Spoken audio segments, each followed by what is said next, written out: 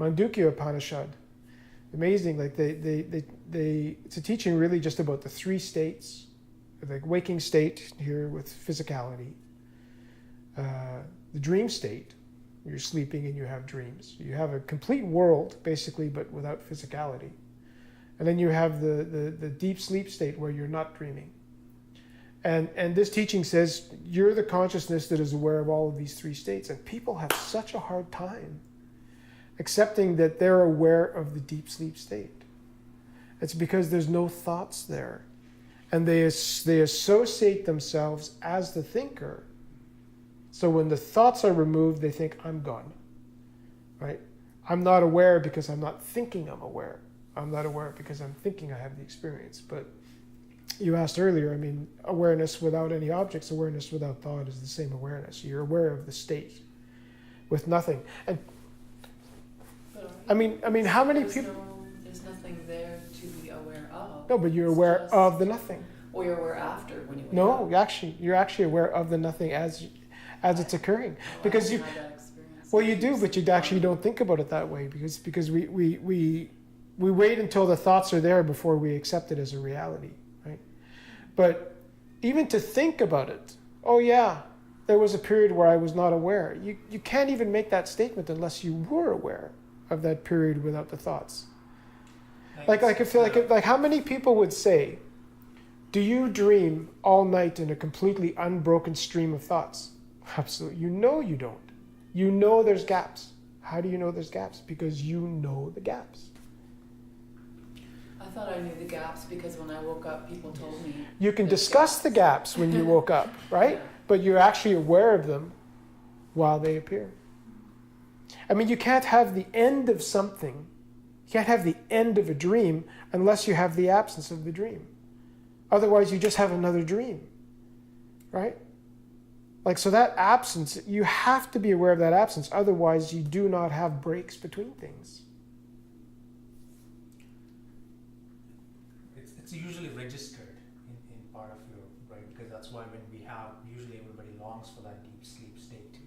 Because, just the dreams, if you're just having just dreams without that deep sleep state, well, the mind doesn't rest. You wake up very agitated and everything. But whenever you say, oh, I got a very peaceful sleep, that means you spent lots of time in that deep sleep state.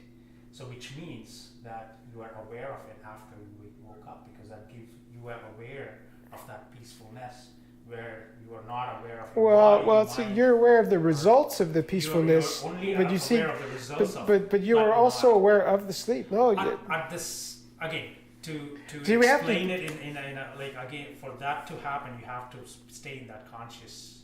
No. Now you're imposing thoughtfulness as an attribute of consciousness. You're saying you have to have thoughts of deep sleep in order to say that you know deep sleep, but this is wrong. No, the peacefulness, right? After the cost. Yeah, the result of. The but result I mean, of, but you have thoughts about the benefit of deep sleep. You can think about the fact you didn't dream all night or whatever, but you can't even, like I said, you can't make that statement that I only dreamt part of the night unless you know you didn't dream the other parts of the night, right? I mean, this is one of the hardest things, because you're identified as this thinking instrument. You're identified, like, there must be a thought or else you're not aware. But that basically reduces awareness to a thought, And awareness is not, I mean, if awareness is there, it's just a thought, again, omnipresent, okay? So if we stop thinking, does reality vanish? Does the truth vanish? Does God vanish? Does existence vanish or whatever, just because there's no thoughts? It doesn't.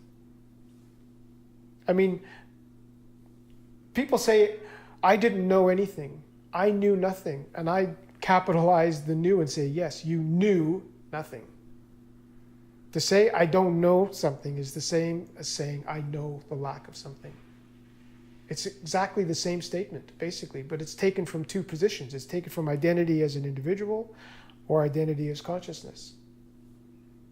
And it's a trick for people. It really, I mean, that's a hard one to grasp, right? Because you spend your whole life basically believing yourself to be this thinking entity, right? And so somebody says to you, oh, when the thoughts are absent, you know the thoughts are absent. And say, no, but I was absent. What you think you are was absent, but how do you know that absence? You know the absence because you continue to exist. You don't need a form in order to be.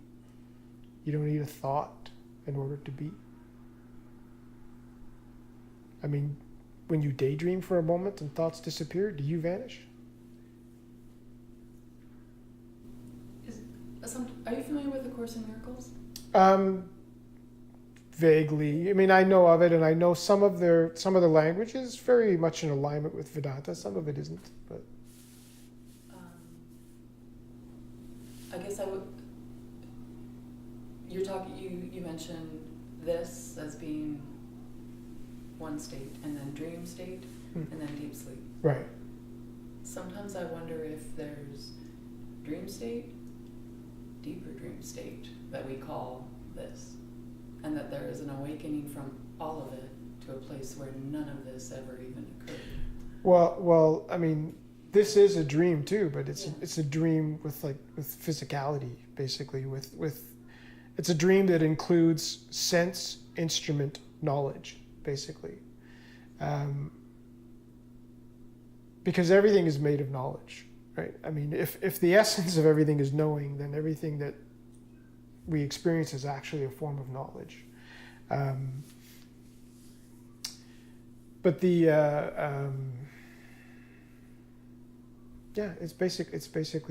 it is a type of a dream state, right? I mean, it's not real, it's temporary. It vanishes when you have a regular sleeping dream. This one's gone, and I mean, it's no more real, right?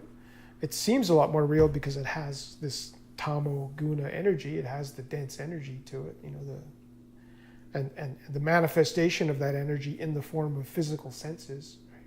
But when you're dreaming, you can also have sense experience. So the senses don't exist just at the physical level, right? They also exist at a subtle level. Right? As far as awakening is concerned, this represents a change. I woke up. I changed from being not awake to awake. Well, who can do that?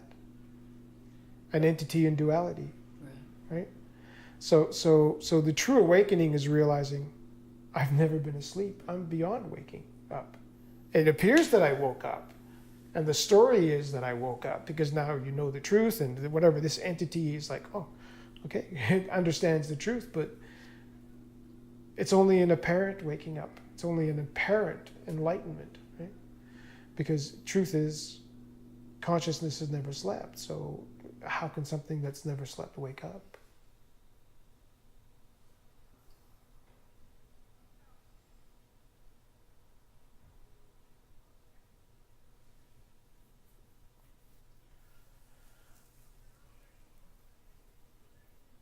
We're finished. Just waiting for you.